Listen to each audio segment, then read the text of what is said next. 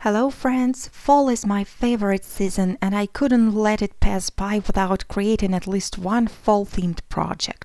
So today I'm gonna be making a set of 3 thank you shaker tags.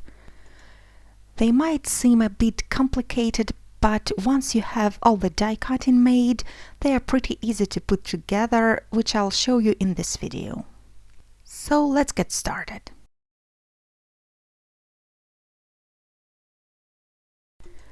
I'll be using Poppystamps dies today, and for the shape of the tag I'm using a pair of matching dies, which is double stitch tags and double stitch tag frames. I'm using the largest dies from both sets, and here you can see how they fit together. I have also die cut the tag out of acetate using the same die. The next step is coloring the background. I'm going to use mustard seed and vintage photo distress inks. I'm starting with mustard seed and I'm applying it all over the tag, putting a little bit more ink to the lower right corner. Yeah, that's lower right. I have a very big problem with telling right from left. Then I'm applying a little bit of vintage photo only to the bottom of the tag.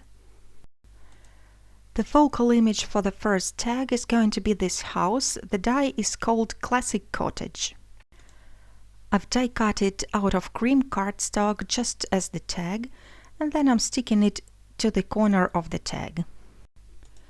And by the way, the more sequins you are going to add, the higher you can place your house. Now I'm going to color all the small die cuts brown. They are the windows and doors. Then I'm applying some liquid glue and I'm sticking them back into their place. I'm using Ranger Multi-Medium Matte for the liquid adhesive. I've die cut the windows and the roof out of gold mirror cardstock and I'm placing them onto the project as well. If there happens to be any excess glue, I can just blot it out with a paper towel. And as always, if you're interested in the tools and supplies I'm using, I have them listed on my blog and in the description for you to check out. Then I'm planning to apply some double-sided foam tape, and I have to cut it into thinner strips, and the best way for me to do it is to stick it on top of the non-stick paper. I'm using the backing of a sticker sheet, but you can also use wax paper or baking parchment for this. Then it's very convenient to cut it into thinner strips, and in my case I'm cutting it in 3.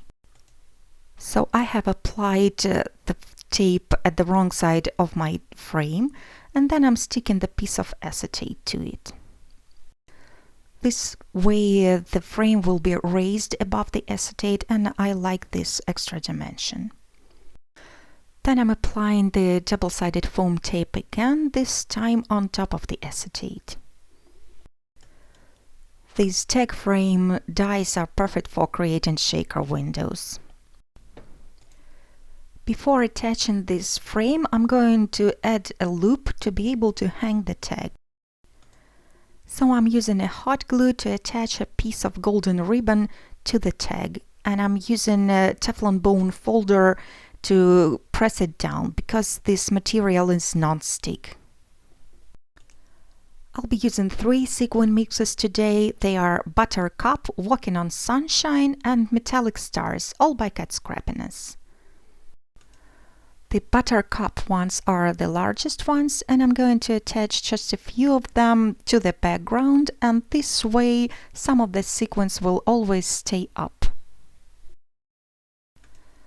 Then I'm adding some of the Walking on Sunshine sequins as well as the stars, and then I'm going to place the frame on top of them.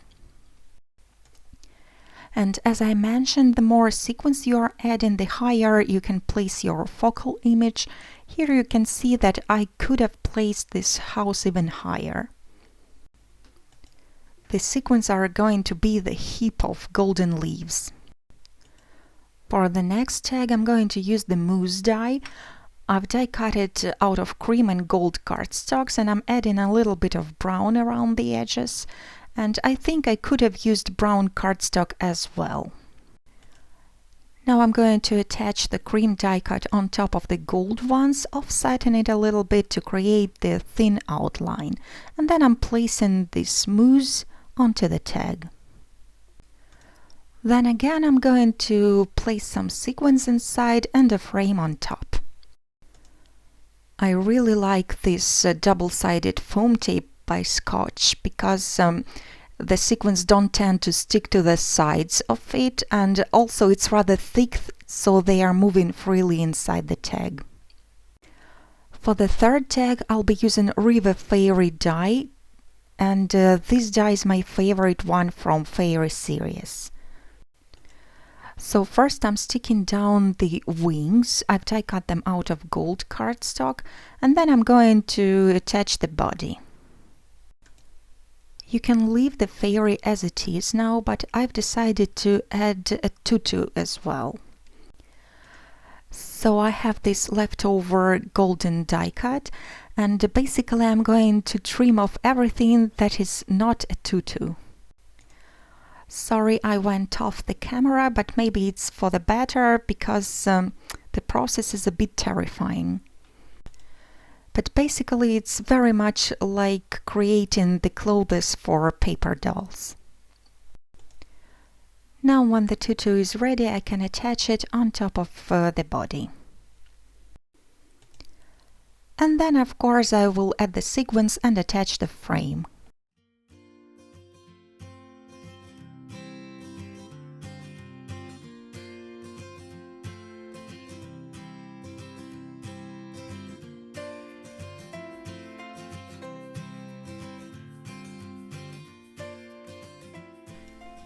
Now I'm going to add a die cut on top of the acetate, and this is going to be this willow branch.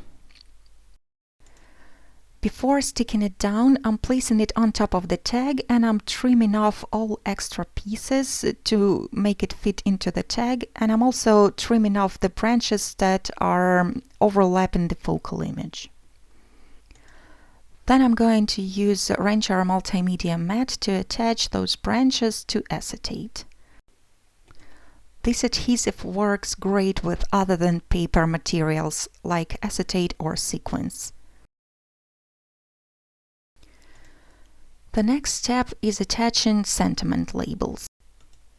I'm using the smallest die from double stitch circle frames and a matching plain circle die.